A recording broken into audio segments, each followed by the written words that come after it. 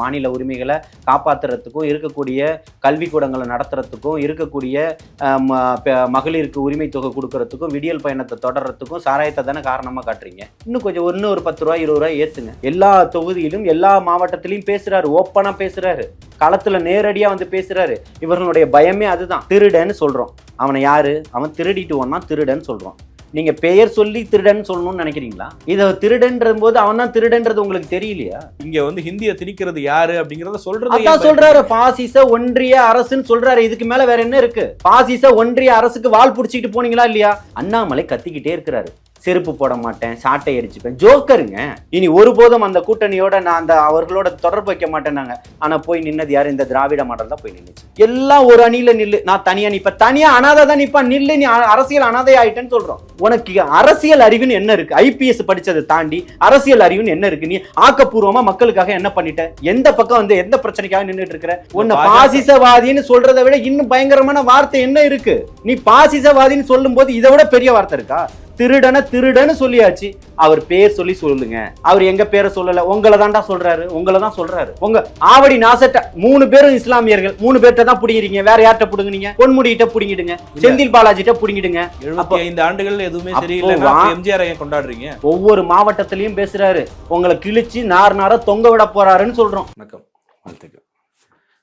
தாவேகாவினுடைய 2ஆம் ஆண்டு தொடக்க விழா நடந்தது.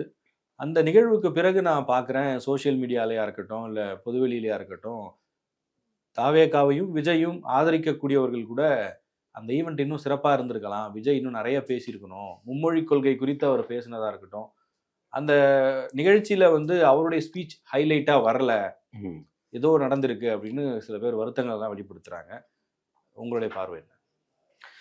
அதாவது இப்போ வந்து தேர்தலுக்கான ஒரு விகத்திலேயோ அல்லது வந்து ஒரு கட்சியினுடைய ஒரு பொதுக்கூட்டத்தையோ அவர் பேசலை, இல்லை ஒரு மாநாட்டில் பேசலை, இல்லை ஒரு ஆர்ப்பாட்ட களத்தில் இறங்கி பேசலை. அவர் இதுக்கு முன்னாடியே பல இடங்களில் பேசியிருக்காரு.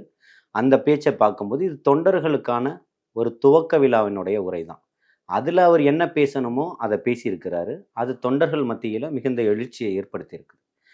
எதிர்த்தரப்பில் இருக்கக்கூடியவர்களுக்கும் இவர் என்ன பேச போகிறாருன்றதை வச்சு ஒரு டிபேட் நடத்தணும் அப்படின்னு நினச்சிக்கிட்டு இருக்கிறவர்களுக்கும், ஆளும் கட்சியை சார்ந்தவர்களுக்கும் அவரை வந்து ஒரு கிரிட்டிசைஸ் பண்ணி வந்து இன்னைக்கு டைம் லைனில் நம்ம வரணும், இதை வச்சு நம்ம வந்து ஒரு விளம்பரம் தேடணும், அவர் பேசுனது இப்படி பேசினா நல்லா இருக்கும், அப்படி பேசினா நல்லா இருக்கும் அப்படின்னு சொல்லிட்டு அவர்கள் செய்துக்கிட்டு இருக்கக்கூடிய ஒரு தவறுகளை மடைமாற்றம் செய்கிறதுக்கும் இருட்டடிப்பு செய்கிறதுக்கும் தான் இன்றைக்கி அவரை பயன்படுத்திக்கிட்டு இருக்காங்க. அப்படி பார்க்கும்போது அவர்கள் அதை தான் கையாளுறாங்களே தவிர்த்து இங்கே இருந்தக்கூடிய தொண்டர்களுக்கு என்ன தேவையோ அது 2 மடங்கு அதிகமான ஒரு உத்வேகத்தை அவர் கொடுத்துருக்காருன்னா என்னோட பார்வையாக பார்க்குறேன். இப்போ தொண்டர்களுக்காக பேசுறது வேற, அவங்க வந்து விஜயை பார்த்தாலே உற்சாகம் ஆயிடுவாங்க, ஒரு 2 வார்த்தை பேசினாலே போதும். ஆனால் அவர் ஒரு தலைவர்னு வரும்போது இன்னைக்கு நாங்கள் எதிர்கட்சியாக செயல்படுறோம்னு சொல்கிறாங்க. அதை வச்சு நான் பேசும்போது அடுத்த 10 மாதத்துக்கு இவர் தான் எதிர்கட்சி தலைவர்னு சொல்கிறாரு. அப்போது மும்மொழி கொள்கையினுடைய முக்கியத்துவம் என்ன, அதை எவ்வளோ தீவிரமாக பேசியிருக்கணும், அது எல்கேஜி யூகேஜி பசங்க சண்டைன்னு சொல்கிறாரு. அதுக்கு நடுவில் நம்ம பசங்க வந்து டிவிகே ஃபார் டிஎன்னு போட்டாங்கன்னு சொல்கிறாரு. இது ரெண்டும் எல்கேஜி யூகேஜி பசங்க சண்டை அப்படின்னா டிவிகே அவங்க சைட்லேருந்து பண்ண அந்த ஹேஷ்டேக் அதுக்கு பேர் என்ன? இல்லை, நல்லா புரிஞ்சுக்கணும். இது டிவிகேனுடைய தரப்பில் பண்ணது கிடையாது. அதிகாரப்பூர்வமாக தலைமை நிலையத்தை சார்ந்தோ அல்லது பொதுச் செயலாளர் அவர்களுடைய அறிவுறுத்தலின் பேர்லையோ இல்லை இந்த ஐடி விங்கோ பண்ண விஷயம் கிடையாது. இருக்கக்கூடிய பசங்க இடையில பூந்து பண்ணது தான் அப்படின்றத அவர் தெளிவுபடுத்துறாரு. இருக்கக்கூடிய கட்சிக்கார பசங்க இடையில பூந்து இவங்க 2 பேர் பண்ணிட்டு இருக்கும்போது நம்ம பசங்க இடையில பூந்து பண்ணிட்டாங்க அப்படின்றது தான் அவர் தெளிவுபடுத்துறாரு. இது வந்து ஒருத்தருடைய அறிவுறுத்தலின் பேரில் அவங்க அதை பண்ணுறாங்க, ஒரு திட்டமிடுதலோட நம்ம இதை பண்ணணுன்ற நோக்கத்தோட பண்ணதில்லை. அவர்கள் பண்ணது விளையாட்டுத்தனமாக இருந்தது. அதுக்கான ஒரு விஷயத்தை கையாண்டிருக்கணும். அதுக்கான தேவைகள் என்னவோ அதை வந்து எப்படி அணுகியிருக்கணுமோ அதை அணுகலை. நீயும் நானும் சண்டைக்காரர்கள் மாதிரி நான் இங்கே இருக்கேன், நீ அங்கே வா, நான் அங்கே வரக்க, நீ இங்கே வான்னு கூப்பிட்றது வந்து விளையாட்டுத்தனமாக இருந்ததுன்றதை பதிவு பண்ணியிருக்கிறாரு. மும்மொழி கொள்கையை அவர் தீவிரமாக எதிர்த்திருக்கிறாரு, தீவிரமாக பேசுகிறாரு. இங்கே இருமொழி கொள்கை இருக்குது, இருமொழி கொள்கையே போதும் அப்படின்றத தெளிவுபடுத்தியிருக்காரு. இதை விட இன்னும் என்ன சொல்லணும்? என்ன தீவிரமாக பண்ணார்? ஒரு ட்வீட் போட்டார். அந்த ட்வீட்டில் எதிர்ப்பு தெரிவிப்போம்னு சொல்கிறாரு. இதுலையும் வந்து என்ன சொல்கிறாருன்னா, நிதியை கொடுக்க வேண்டியது மத்திய அரசினுடைய கடமை, அதை பெற வேண்டியது மாநில அரசுடைய உரிமைன்னு சொல்றாரு. ஆமா, அது உரிமை. அது எல்லாருக்கும் தெரியும். அவங்க தரலன்னு தானே கேட்கிறோம். இப்ப நீங்க உறுதியா போராடல, நீங்க வந்து களத்துக்கு வந்து போராடினீங்களா, இல்ல எந்த அளவுக்கு அதுல தீவிரத்தன்மையை இல்ல மத்திய அரசாங்கம் நிதி தரலன்றதுக்காக இங்க இருந்து எத்தனை அமைச்சர்கள் போய் அங்க உள்ள பள்ளி கல்வித்துறையினுடைய அமைச்சரை பார்த்தீங்க, நிதி அமைச்சரை பார்த்தீங்க, உள்துறை அமைச்சரை பார்த்தீங்க. எந்த நடவடிக்கையுமே எடுக்கலையே. உங்களுடைய உரிமையை கேளுங்கன்னு தானே சொல்றாங்க. நீங்க எல்லாத்தையுமே எடுத்து, அவங்க எந்த ஒரு நடவடிக்கைக்குமே அவங்க ரிப்ளை பண்ணாம இருந்து, ஒரு அனைத்து கட்சி கூட்டத்தையும் கூட்டுங்க. தமிழக வெற்றிக் கழகமும் உங்களுக்கு ஆதரவா நிக்கும். அந்த பணத்த வாங்கி தர்றதுக்கான வேலைகள இறங்கும். ஆர்ப்பாட்டத்திலயோ, களத்திலயோ, போராட்டத்திலயோ முழுமையா இறங்கும். நீங்க எதுவுமே எடுக்கலன்னா, நீங்க நடத்துறது நாடகமா தானே இருக்கு. அதுதானே வெளிப்படையா சொல்லியிருக்கிறாரு.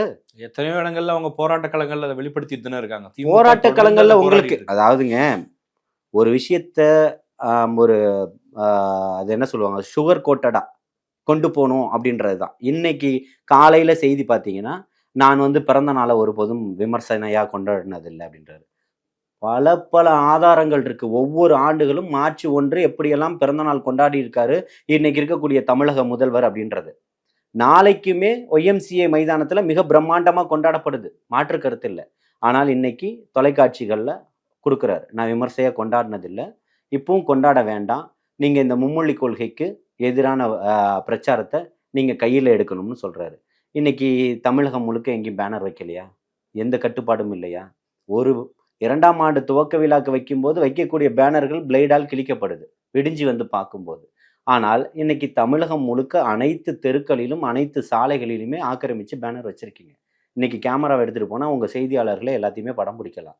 ஆனால் ஒரு விஷயத்த மடைமாற்றம் செய்வது போல செஞ்சு, அத நான் இப்படி பண்ணல, அப்படி பண்ணலன்னு சொல்றது தான் அவருடைய வேலையா இருக்கு.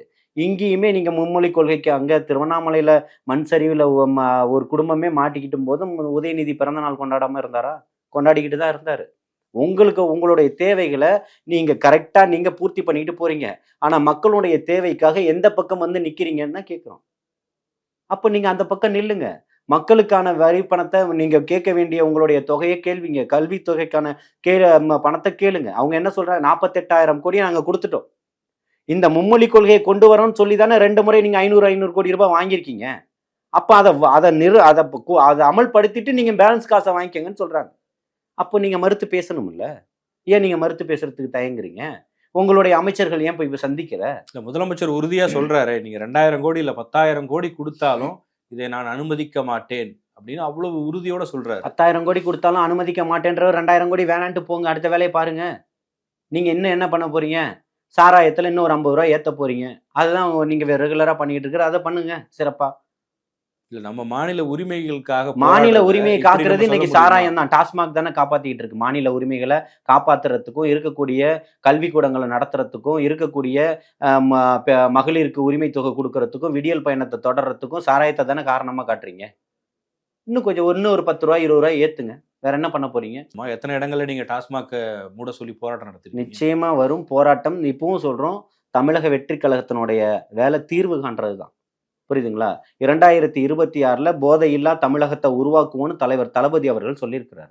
அதுல எந்த விதமான மாற்று கருத்துமே கிடையாது. என்ன ரூட் மேப் இருக்கு? எல்லாத்தையுமே அவர் சொல்றாரு. இப்ப 19 எல்லா ரூட் மேப்பையுமே இன்னைக்கே உங்களுக்கு காட்டணும்ன்ற அவசியம் எந்த அஜெண்டா இருக்கு உங்களுக்கு காட்டணும்? உங்களுக்கு சொல்லி ஓட்டு போடுறவங்க கேட்கட்டும், அப்ப சொல்லுவோம். தளபதியினுடைய சுற்றுப்பயணத்துல அனைத்துமே சொல்லுவாரு. நிச்சயமா மக்கள் முன்னாடி, மக்கள் மன்றத்துல மக்களை நேரடியா களத்துல சந்திக்கிறாரு. மக்கள் முன்னாடி எடுத்து வைப்பாரு. விடியலுக்கான பயணத்தை நீங்க கொண்டு வந்தீங்களா, வரார் ஸ்டாலின் அப்படின்னு சொல்லிட்டு விடியல் தர போறாருன்னு சொன்னீங்கல்ல. அன்னைக்கு போய் எல்லா இடத்துலயும் களை எடுத்தீங்க, மாதிரி கிராம சபைகள்லாம் நடத்துனீங்க. இப்ப எல்லா இடத்துலயும் கரெக்டான கிராம சபை கூட்டங்கள்லாம் கரெக்டா நடந்துருச்சா? ஏன் நடக்கல? எல்லா கிராம சபை கூட்டங்கள்லயும் தீர்மானங்கள் கரெக்டா நிறைவேற்றப்பட்டுச்சா? இல்லையே. இந்த ஓட கதற 2 சின்ன பசங்க வெட்டி கொல்லப்பட்டானுங்களே சாராயத்தை எதிர்த்து கேள்வி கேட்டதுக்கு இன்னைக்கு சமூக நீதி காவலர் என்ன பண்ணிட்டாரு? சொல்லுங்க. இதுக்கெல்லாம் பதில் சொல்ல வேண்டியது யாரு? ஒரு பெண் காவலருக்கு பாலியல் வன்புணர்வு நடக்குது. ஒரு பெண் காவலர் சகோதரிக்கு என்ன, ஒரு கர்ப்பிணி பெண்ணால ரயில்ல பயணம் செல்ல முடியும். அதாவது ஒரு தனிப்பட்ட ஒரு ஆட்டோலயோ இதுலயோ பயணம் செல்றதுக்கு இல்ல. இங்க ஒரு சகோதரி ஆட்டோல பயணம் பண்றாங்க. அந்த ஆட்டோ வந்து திசை மாறி போகும்போது அவங்க கத்துறாங்க. தொலைபேசியில இருந்து 100க்கு டயல் பண்றாங்க. அதை பார்த்துட்டு இறக்கி விட்டுட்டு ஓடுறானுங்க. காவல்துறையை போய் கம்ப்ளைண்ட் கொடுக்குறாங்க. அவங்க கணவரை அழைக்கிறாங்க. அழைச்சி கம்ப்ளைண்ட் கொடுக்குறாங்க. வேளச்சேரி பகுதியில் பல அலைக்கழிப்புக்கு அப்புறம் கம்ப்ளைண்ட் வாங்கப்படலை. எந்த புகாரும் எடுத்துக்கப்படலை. ஏன்?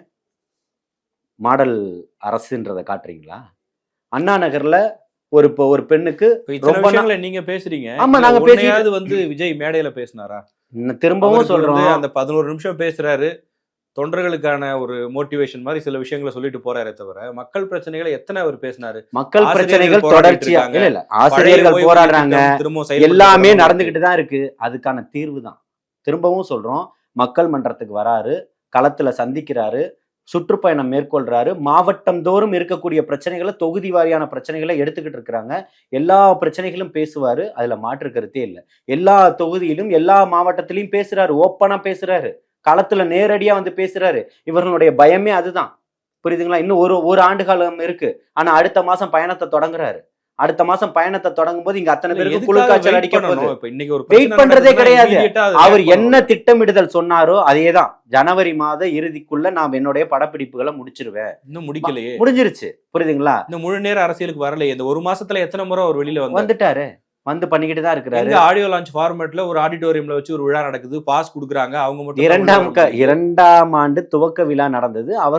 அவர்கள் யாருக்கெல்லாம் மாவட்ட நிர்வாகிகளோ இருக்காங்களோ, அவர்களுக்கு அந்த செயற்குழு உறுப்பினரா இருக்கிறார்களோ அவர்களுக்கு அனுமதிக்கப்பட்டிருக்கு. எல்லாருக்கும் இப்பவும் சொல்றோம், இதை தொண்டர்கள் கேட்கணும். எங்களுக்கெல்லாம் அனுமதிக்கல, நாங்க இவ்வளவு வருஷம் கஷ்டப்பட்டிருக்கோம், இல்ல கட்சியில நான் இந்த பொதுக்குழு உறுப்பினரா இருந்து நான் அழைக்கப்படலைன்றத ஒரு தொண்டன் சொல்லணும். இருக்கக்கூடிய எதிர்க்கட்சிகள் சொல்லக்கூடாதுன்னு சொல்றேன். இதை கேள்வி யார் கேட்கணும்? என் வீட்டுல பிரச்சனைனா எனக்கு பங்கு தரல, எனக்கு சாப்பாடு தரல, நான் யாரை கேட்கணும்? என் தாய் தகப்பனை தான் நான் கேட்க முடியும். தொண்டர்கள் கேட்கட்டும். தொண்டர்கள் யாரும் கேட்கலையே. போறாரு மக்களை தான் திரும்பவும் சொல்றேன், மக்களை வர மாசம் சந்திக்கிறாரு, சுற்றுப்பயணம் மேற்கொள்றாரு, மாவட்டம் தோறும் தொகுதிகள் தோறும் பயணம் பண்ண போறாரு, மக்கள் பிரச்சனையை நேரடியா களத்துல பேச போறாரு. இதை விட இன்னும் என்ன தகவல் எதிர்பார்க்கறீங்க? சொல்லுவாரா? அப்போ பாஜகன்னு சொல்லி விமர்சனம் பண்ணுவாரா? இல்ல முதலமைச்சர் பேரை உச்சரிப்பாரா? நிச்சயமா. அதாவது நல்லா ஒண்ணு புரிஞ்சுக்கங்க, திருடன்னு சொல்றோம், அவனை யாரு? அவன் திருடிட்டு ஒன்னா திருடன்னு சொல்றோம். நீங்க பெயர் சொல்லி திருடன் சொல்லணும்னு நினைக்கிறீங்களா? இத திருடன்ற போது அவன் தான் திருடன்றது உங்களுக்கு தெரியலையா? பேரை சொல்றதுல என்ன தயக்கம்? திருடன் சொல்றதுல உங்களுக்கு என்ன பிரச்சனை? பேரை சொல்லுங்க. நீங்க திருடன் சொல்றதுல உங்களுக்கு என்ன பிரச்சனை? இங்க வந்து ஹிந்தியை திணிக்கிறது யாரு அப்படிங்கறத சொல்றது. அதான் சொல்றாரு, பாசிச ஒன்றிய அரசுன்னு சொல்றாரு. இதுக்கு மேல வேற என்ன இருக்கு? பாசிச ஒன்றிய அரசுக்கு வால் புடிச்சிட்டு போனீங்களா இல்லையா? மகனுக்கு துணை முதல்வர் பதவி வாங்கும் போது போனீங்களா இல்லையா? செந்தில் பாலாஜி பிரச்சனைக்கு போனீங்களா இல்லையா? பொன்முடி பிரச்சனைக்கு போனீங்களா இல்லையா? துரைமுருகன் மகனுடைய முருகானந்தம் அவர் துரைமுருகனுடைய மகனுடைய பிரச்சனைக்கு போனீங்களா இல்லையா? இதுக்கெல்லாம் போக தெரிஞ்ச உங்களுக்கு இதுக்கு ஏன் போக தெரியல? இன்னைக்கு போய் நீங்க இருக்கக்கூடிய ரயில்ல இருக்கக்கூடிய நிலையங்கள்ல இருக்கக்கூடிய எல்லா இதையுமே அழிச்சுக்கிட்டு இருக்கீங்களே. இங்க வட மாநிலத்துல உள்ளவர்கள் எத்தனையோ பேர், எவ்வளவு பேர் கூலி தொழிலாளிகளும் கடைநிலை தொழிலாளர்களும் இருக்காங்களே. இவங்களுக்காக நீங்க என்ன ஒரு ஸ்ட்ரக்சரை உருவாக்கி இருக்கீங்க? இத்தனை வருஷத்துல நீங்க வந்து இந்த 4 வருஷத்துல என்ன பண்ணிருக்கீங்க? ஒண்ணு சொல்லுங்க. வட மாநிலத்தவரை திருப்பூர்ல ஓட விட்டு அடிச்சானா இல்லையா தமிழர்களை? அப்போ நீங்க என்னவா இருக்கீங்க? யாரை பாதுகாக்கிறீங்க? பெண்களை பாதுகாக்க முடியல, படிக்கக்கூடிய என் தங்கச்சி பிள்ளைங்களை பாதுகாக்க முடியல, தம்பிங்களை பாதுகாக்க முடியல. வேற என்ன பண்ண போறீங்க? இதுதான் பண்ண போறீங்களா உங்களுடைய பிறந்த நாளுக்கு? இப்ப இந்த டிவில எல்லாம் விளம்பரம் பண்றீங்களே, ஆர்டிஐ போட போறேன், யாருடைய செலவுல விளம்பரம் கொடுத்துட்டு இருக்கிறீங்க? என் பிறந்த நாளை கொண்டாடுறாதீங்கன்றது தனிப்பட்ட ஒரு விஷயம். இதுக்கு யாரு செலவு பண்ணிருக்கு, எத்தனை கோடி செலவு பண்ணப்பட்டிருக்குன்றதை எடுக்கிறோம். இல்ல, திமுக எதிர்ப்புல விஜய் காட்டுற அந்த தீவிரமும் அவர் கொடுக்கக்கூடிய அழுத்தமும் பாஜக எதிர்ப்புல இல்லைங்கிற விமர்சனம். இங்க யார் இருக்கா? பாஜக அட்ரஸ் இல்லாம இருக்கு. அண்ணாமலை கத்திக்கிட்டே இருக்கிறாரு, செருப்பு போட மாட்டேன், சாட்டை அடிச்சுப்பேன், ஜோக்கருங்க. நான் என்ன கேட்கிறேன்னா, இன்னைக்கு இருக்கக்கூடிய திராவிட மாடல், இந்த திராவிட கொள்கை பேசக்கூடிய அரசாங்கத்தை தானே எதிர்த்துக்கிட்டு இருக்கிறாங்க பாஜக. அதிமுக திமுக தானே எதிர்க்கிறாங்க. இந்த 2 பேர் இல்லைன்னா உங்களுக்கு ஏது முகவரி? ஒண்ணு சொல்லுங்க.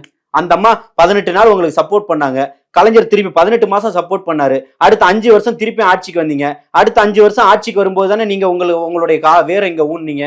இப்ப இந்த அம்மா கொண்டு வந்துட்டாங்க, அந்த அம்மா கொண்டு வரல, கழட்டி விட்டுட்டாங்க. 1999 ஜூலை 4 சீரணி அரங்கத்தில் நடந்த ஒரு தமிழ்நாடு முஸ்லிம் முன்னேற்ற கழகத்தினுடைய கூட்டத்துல, பொதுக்கூட்டத்துல என்ன பேசினாங்க? நான் உங்களுடைய அன்பு சகோதரி, ஒரு தவறு செஞ்சிட்டேன், என்னை மன்னிச்சிருங்க, நான் இந்த சமூகத்துக்கு உண்மையானவளா இருப்பேன், இனி ஒருபோதும் அந்த கூட்டணியோட நான் அந்த அவர்களோட தொடர்பு வைக்க மாட்டேன்னாங்க. ஆனா போய் நின்னது யாரு? இந்த திராவிட மாடல் தான் போய் நின்னுச்சு. அவருக்கு 18 மாசம் முட்டு கொடுத்துட்டு திருப்பி அடுத்த 5 வருஷம் முட்டு கொடுத்தது அப்பதானே பண்ணிச்சு. அதுக்கப்புறம் என்ன பண்ணாங்க? இவரு திருப்பி எடப்பாடி போய் கூட்டணி வச்சுக்கிட்டாரு. இப்ப இன்னைக்கு எடப்பாடி பார்த்த பார்வை தான் இந்த 4-5 எம்எல்ஏக்கள் வந்து உட்கார்ந்துருக்காங்க. இதை தாண்டி ஒரு கவுன்சிலருக்கு நாங்க ஜெயிச்சோம் சொல்லு, எல்லாம் சொல்றாரு அண்ணாமலை. தமிழ் தேசியம் பேசுறவங்க, திராவிட கொள்கை பேசுறவங்க, இருமொழி வேணுங்க, எல்லாம் ஒரு அணியில நில்லு, நான் தனியா நிப்ப, தனியா அனாதை தான் நிப்பா, நில்லு, நீ அரசியல் அனாதை ஆயிட்டேன்னு சொல்றோம். அதுல மாற்று கருத்து இருக்கா? செருப்படாம போவேன், நீ செருப்படாம போயிட்டு இருக்கியா? உனக்கு அரசியல் அறிவுன்னு என்ன இருக்கு? ஐபிஎஸ் படிச்சதை தாண்டி அரசியல் அறிவுன்னு என்ன இருக்கு? நீ ஆக்கப்பூர்வமா மக்களுக்காக என்ன பண்ணிட்ட? எந்த பக்கம் வந்து எந்த பிரச்சனைக்காக நின்றுட்டு இருக்கிற?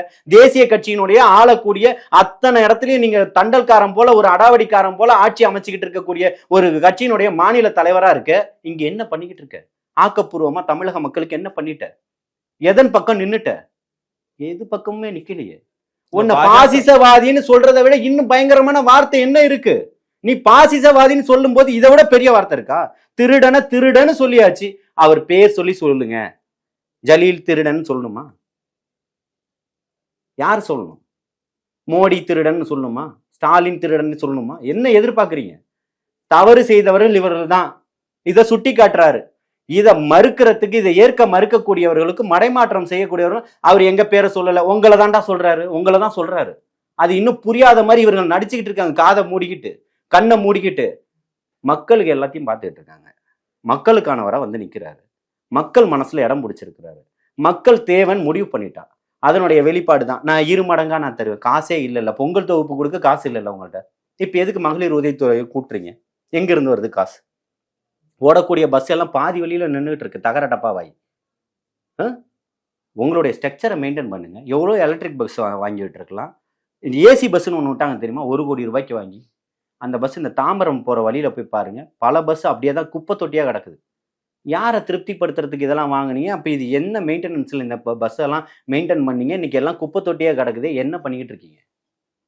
அப்போ உங்கள்கிட்ட எந்த செயல் திட்டமும், நீங்க எங்கள்கிட்ட கேட்குறீங்கல்ல என்ன செயல் திட்டம் இருக்குன்னு. நீங்க என்ன செயல் திட்டத்தோட ஆட்சி நடத்திட்டு இருக்கீங்க? யாருக்கான செயல் திட்டமா இதை பார்க்கக்கூடியதா இருக்கு? மக்களுக்கானதா இருக்கா? இல்லையே. நீங்க திமுக எதிர்ப்புக்கு ஒரு நியாயம் சொல்றீங்களே, திமுகவை தான் எதிர்க்கணும், இங்க பிஜேபி இல்லைன்னு சொல்றீங்க. இங்க நம்ம தமிழ்நாட்டில் இருக்கக்கூடிய மைனாரிட்டிஸ்க்கு பாஜக மீது ஒரு அச்சம் இருக்கு. அவங்க வந்து இங்க இருக்கக்கூடிய மத நல்லிணக்கத்துக்கு எதிராக இருப்பாங்களோ அப்படிங்கிற ஒரு பயம். நிச்சயமா மத நல்லிணக்கத்துக்கு எதிரானவர்கள் தான். அவங்களுடைய அந்த பயத்தை போக்கணும். மத நல்லிணக்கத்துக்கு மட்டும் எதிரானவர்கள் அல்ல. என்ன, சிறுபான்மை மக்களுக்கு, அதாவது இஸ்லாமிய சமூகத்துக்கும் கிறிஸ்துவ சமூகத்துக்கும் மட்டும் எதிரானவர்கள் அல்ல, ஒட்டுமொத்தமானவர்களுக்கும் எதிரானவர்கள் தான். அங்க யூபியில என்ன பண்ணா? கறி வச்சிருந்தான்னு அடிச்சு கொண்டானுங்களா இல்லையா? எத்தனை பேரை கொண்டிருக்கிறாங்க? இங்க கர்நாடகால இருந்து, இந்த தமிழ்நாட்டுல இருந்து, ஏன் இந்த தமிழக முதல்வர் பங்கெடுத்த ஒரு கல்லூரி விழாலேயே ஒரு பொண்ணு போட்டிருந்தக்கூடிய பரதாவை கழட்டி வாங்கினாங்களா இல்லையா? அப்போ நீ உடைக்கும் பிரச்சனை, உணவுக்கும் பிரச்சனை, படிச்சவன் போண்டா பஜ்ஜி போட்டு விற்கலாம், மிச்சர் போட்டு விற்கலாம்னு சொன்னவர் தான் மோடி.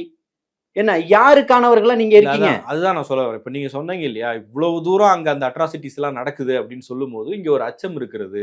எந்த அளவுக்கு சிறுபான்மை மக்களுக்கு நம்பிக்கை தரக்கூடிய வகையில விஜய் பேசியிருக்காரு.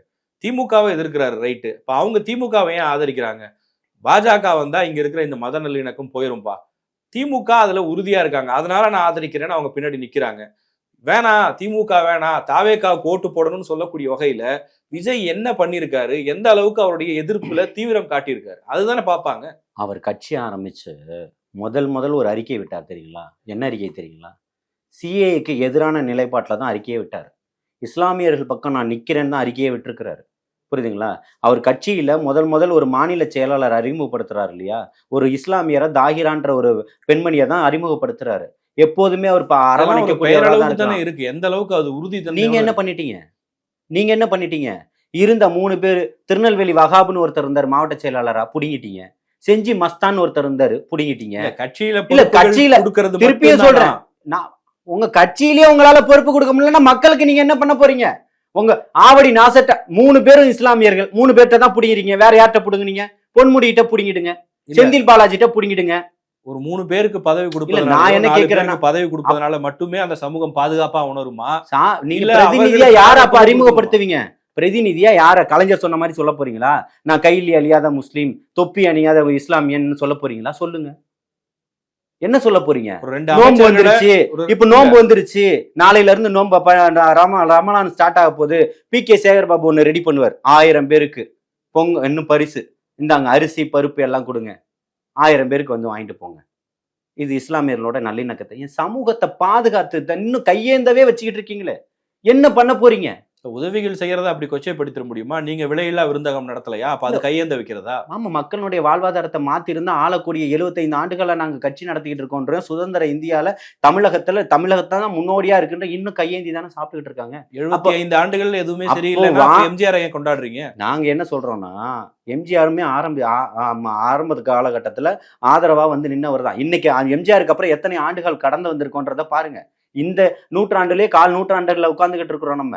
என்ன பசியில இருக்கக்கூடியவனுக்கு ஏன் விலையில்லா உணவகம் நடத்துறன்றீங்களே, இன்னும் அவனுடைய பசியை போக்குறதுக்கான தேவைகள் இங்க இருக்கு. இல்ல அது செய்யறதுல தப்பு கிடையாது. அதைத்தான் நானும் கையேந்த வைக்கிறோம். மாத்துங்கன்னு சொல்றோங்க. இப்ப வாங்க என் கூட, நான் சாப்பிட தயாரா இருக்கேன். அம்மா உணவகங்களுக்கு போவோம். யாராவது ஒரு கவுன்சிலரை கூப்பிடுங்க, ஒரு எம்எல்ஏவை கூப்பிடுங்க. எத்தனையோ பேர் இருக்காங்க, யாராவது ஒருத்தர் வந்து சாப்பிடுவாரான்னு சொல்லுங்க. சரிங்க, நாளைக்கு காலையில குழந்தைகளுக்கு எத்தனையோ எல்லா பள்ளிக்கூடங்கள்லயும் உணவு கொடுக்குறாங்க இல்லையா? ஒரே இடத்துல திடீர்னு ஆய்வுல வந்து ஒருத்தர் உட்கார்ந்தாருன்னு இப்ப சமீபத்துல இந்த வருடம் பிறந்து இன்னைக்கு 60 நாட்கள் முடிஞ்சிருச்சு. இந்த 60 நாட்கள்ல ஒரு அமைச்சர், ஒரு சட்டமன்ற உறுப்பினர் எங்கேயாவது ஒரு ஆய்வுக்கு போன ஒரு தகவலை காட்டுங்க. எல்லா இடத்துக்கும் ஓடுவார மாசம் என்ன? முதலமைச்சரே போயிருந்தாரு. எங்க போனாரு முதலமைச்சரே? எங்க மாசன்? அதான் சொல்றேன், மா சுப்பிரமணியம் எல்லா இடத்துக்கும் போய்கிட்டு இருந்தாரு. இப்ப என்ன நேரம் இல்லையா? பாக்குறது இல்லையா? ஒரே நாள்ல அடிச்சிங்களே 2500 பேர் டாக்டருக்கு அப்பாயின்மெண்ட். எப்படி ஒரே நாள்ல 2500 பேர் போயிட்டாங்கன்னு ஒரே நாள்ல கொடுத்துட்டீங்களா அப்பாயின்மெண்ட்னு கேட்கிறேன். இந்த 2500 பேருனுடைய தேவை இத்தனை நாளா பூர்த்தி, அங்க 500 பேர் கூட இல்ல. அந்த நிகழ்வுல 500 பேர் கூட இல்ல. 2542 பேருக்கோ 47 பேருக்கோ பணியாணை கொடுத்துருக்கீங்க. இந்த கொரோனா காலத்துல உயிரையும் பார்க்காம என் தங்கச்சிங்க, அக்கா மாருங்க, செவிலியர்கள் வேலை செஞ்சாங்க, ஏன் பார்க்கல? தூய்மை பணியாளர்களா 9000 பேர் கஷ்டப்பட்டுக்கிட்டு இருக்கான். போராட்டம் நடத்திட்டான். 10-9 ஆண்டுகளை கடந்து இன்னும் இருக்கிறான். அவனுக்கே நீங்க ஒரு பணி நியமன ஆணை கொடுக்க மாட்டீங்க. அவன் அடிப்படை உரிமையை தானே கேட்கிறான். இல்ல இவ்வளவு பிரச்சனைகளை நீங்களே பட்டியலிடுறீங்களே, விஜய் களத்துக்கு போய் தான் இதெல்லாம் பேசணுமா? களத்துக்கு போய் தான் பேசுவாரு. அரசியல்வாதி தானே. அதான் சொல்றேன். அரசியல் இயக்கம் நான் என்னை போன்றவர்கள் பேசிக்கிட்டு தான் இருக்கிறாங்க. கட்சியில இருக்கக்கூடிய அவர் பேசும்போது அதற்கான வெளிச்சம் பெருசா இருக்கும் இல்லையா? மக்களுக்கான பிரச்சனைகள் தீர வாய்ப்பு இருக்கு. மக்களுக்கான பிரச்சனைகளுக்காக தான் நேரடியா களத்துல சொந்த தொகுதியிலேயே நின்னு பேசுறாரு. ஒவ்வொரு மாவட்டத்திலையும் பேசுறாரு. உங்களை கிழிச்சு நார தொங்க விட போறாருன்னு சொல்றோம். இல்ல அதுக்கு ஏன் காத்திருக்கிறோமான்னு கேக்குறேன். காத்திருக்கிறதுல கட்டமைப்பு வேணும். பசிக்கும் போதுன்னு ஒருத்தருக்கு உணவு கொடுக்கணும். ஆமா, பேசிக்கிட்டு இருக்கோமே. ஃப்ரீயா வேணும், அப்பதான் வருவேனா? விலையில்லா உருந்தகத்தை அண்ணன் வந்துதான் பண்ணணும்ன்றது இல்ல, தம்பிங்க பண்ணுவாங்க. எங்க ஒரு பிரச்சனை நின்னாலும், எங்க ஒரு பிரச்சனை எது நடந்தாலும் அது நம்ம பசங்க தான் பண்ணிருக்கணும்னு சொல்றாரு.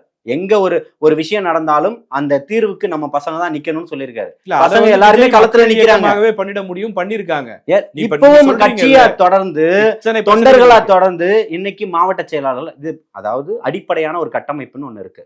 மாவட்ட செயலாளர்களை பூர்த்தி பண்ணிக்கிட்டு இருக்காங்க. இன்னும் 20 மாவட்ட செயலாளர்கள் அறிவிக்க வேண்டியது இருக்கு. இன்னும் ஒரு வாரத்துக்குள்ளேயே, ஒரு 10 நாட்களுக்குள்ளேயே இந்த வேலைகள் எல்லாம் முடிஞ்சிடும்.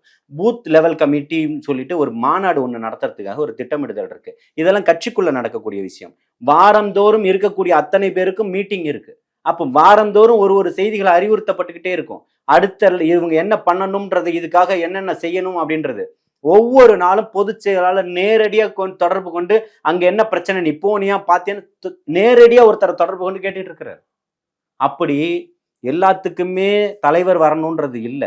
தொண்டர்களா இருந்து பசங்க என்ன பண்றாங்க, தம்பிங்க என்ன பண்றாங்கன்றத பொதுச் செயலாளரும் பார்க்கிறாரு, தலைவரும் பார்த்துக்கிட்டு தான் இருக்கிறாரு. பொதுச் செயலாளர் நேரடியா கண்காணிச்சுக்கிட்டு இருக்கிறாரு. தலைவர் அறிவுறுத்தப்பட்டுக்கிட்டு இருக்கிறாரு, இதை பண்ணுங்க, உடனே போங்க, ஏன் பண்ணல? எங்க சமீப காலத்துல நடந்த எல்லா பிரச்சனைகளுக்கும் பசங்க எல்லா இடத்துலயும் போயிருக்கிறாங்க. ஆதாரங்கள் இருக்கு, வாய்க்காக பேசல. அப்போ திமுக எதுக்காக போச்சு? போலியே.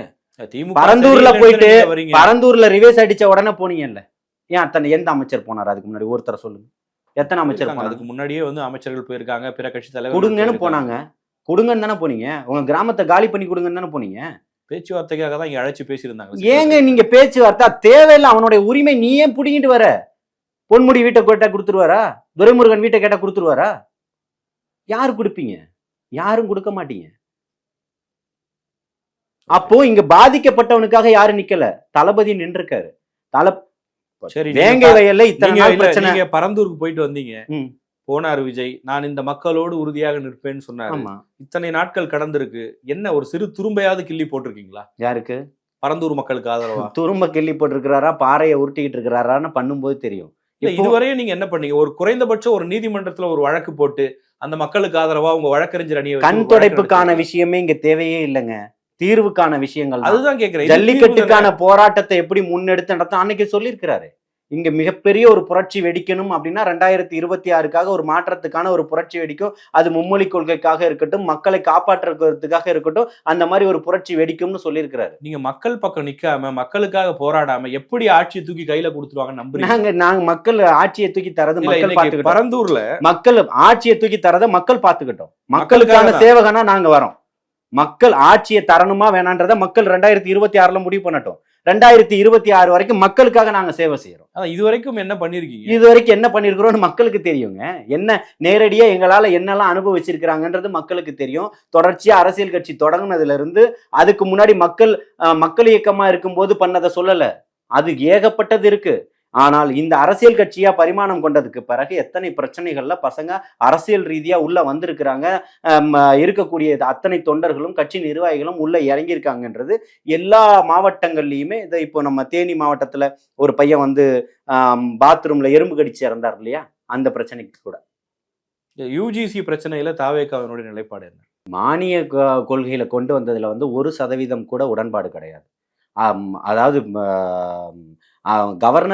கவர்னரே தேவையில்லைன்றதான் இங்க இருக்கக்கூடிய ஆட்சியாளர்களுடைய விருப்பமாகவும் இருக்கு, தமிழக வெற்றி கழகத்தினுடைய விருப்பமாகவும் இருக்கு.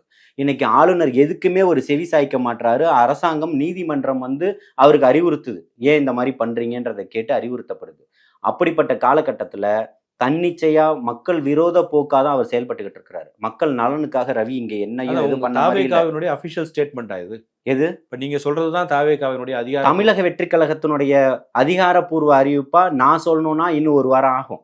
இன்னும் அவங்களுக்கு அதிகாரப்பூர்வமான அறிவிப்பு வேணும்னா கூடிய விரைவில் வெளியில வராரு அண்ணன். சுற்றுப்பயணத்துல உங்களுக்கு எல்லாத்துக்குமான தகவலும் தரோம். உங்களுடைய கேள்விகள் என்னன்னு சொல்லுங்க, அத்தனைக்குமே பதில் வாங்கி தரோம். இதுவரைக்கும் அது அவ்வளவு சீரியஸான ஒரு பிரச்சனை. இன்னைக்கு விஜய் கட்சியில் இருக்கக்கூடிய பேராசிரியர் ஆகணும்னு நினைக்கக்கூடிய மாணவர்கள் கூட அதுல பாதிக்கப்படுவாங்க. இல்ல, அதுக்கு இப்பவும் சொல்றேன், தமிழக வெற்றி கழகத்துக்கோ என்னை போன்ற ஆதரவாளர்களுக்கோ அதுல 1% கூட உடன்பாடு கிடையாது. மாநில ஆட்சியில இருந்து அது விலகி போகுது அப்படின்னு சொன்னாலே அது மிகுந்த ஆபத்தானதுதான். இப்ப இன்னைக்கு எப்படி வந்து இப்ப இருக்கக்கூடிய நாடாளுமன்ற தொகுதியெல்லாம் மறுசீரமைப்பு பண்ணி நாடாளுமன்ற உறுப்பினர்களுடைய எண்ணிக்கையை குறைக்கணும்னு நினைக்கிறாங்கன்னா அவங்க இப்பவும் சொல்றான், அவன் தடி எடுத்தவன் தண்டல்காரன்ற போல ஒரு நிலைப்பாட்டுல தான் பிஜேபி நகர்த்தி போய்கிட்டு இருக்கு. இன்னைக்கு நம்ம இத்தனை சீட்ல தோத்துட்டோம். ஏற்கனவே இவ்வளவு பிரம்மாண்டமா இருந்தோம், அதுக்கு அடுத்தது இவ்வளவு சீட்டு குறைஞ்சிருச்சு. இப்ப இன்னும் ரொம்ப டவுன் ஆகி நம்ம கூட்டணின்றத ஒரு இதுலதான் ஒட்டிக்கிட்டு இருக்கிறோம். நாளைக்கு இந்த சூழல்கள் ஏற்படுத்தக்கூடாதுன்றதான் மக்கள் தொகையினுடைய அடிப்படையில பிரிக்கிறோம் அப்படின்றத கொண்டு வரான். அப்ப ஏன் ஒன்றே பெறுவோம் நன்றே இருப்போம் அன்னைக்கு விளம்பரம் பண்ணோம். நாம் இருவர் நமக்கு இருவர் நாங்க, ஒன்றே போதும் நாங்க. அப்ப இன்னைக்கு அதனுடைய திட்டம் எல்லாம் எதுக்கு? அப்ப ஏன் நீங்க வட இந்தியால அதெல்லாம் அதை அமல்படுத்தாம தென்னிந்தியால கொண்டு வந்து முடக்க வேண்டிய அவசியம் என்ன? அப்போ இது வந்து RSS அஜெண்டாவா தான் பார்க்கப்படுது.